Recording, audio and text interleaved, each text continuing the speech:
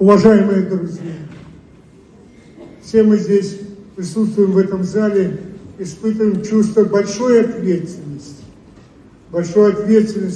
и приветствуем сегодня жителей Донецкой Народной Республики, которые вынуждены были покинуть родные места, где ведутся военные действия в защиту их суверенных республик, в защиту русского мира, в защиту русского языка, в защиту народов, которые хотят жить в мире.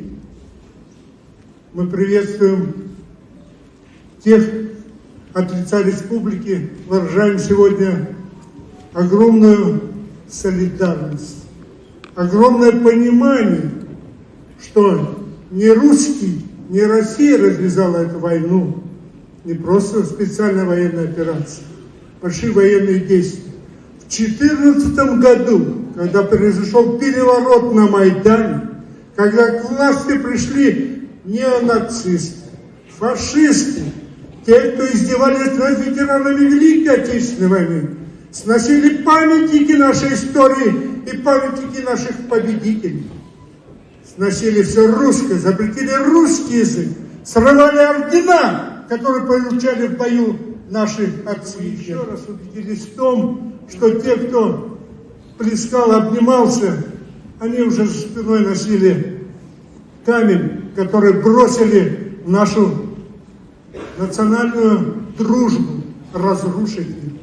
Поссорили национальные республики, организовав одну за другой цветные, розовые революции. Но это никогда, во все времена тысячелетней истории России, 700 тысяч, эта война никогда не заканчивалась поражением нашей России. Всегда народ России, Советского Союза был народом-победителем. Мы еще раз, каждый из нас, не просто мы поддерживаем, сегодня солидарны с той великой борьбой, которая развернулась на полях Украины, Донецкой Народной Республики, Луганской.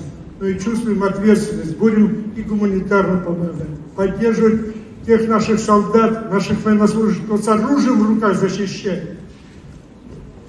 Дорогой ценой дает, героически защищает. Приходят сюда, мы им оказываем просто почтение. Мы должны помнить о их подвиге, и он будет во всех наших временах.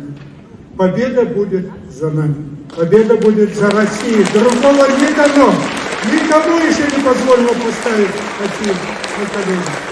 Мы сегодня уже хотели бы поблагодарить артистов.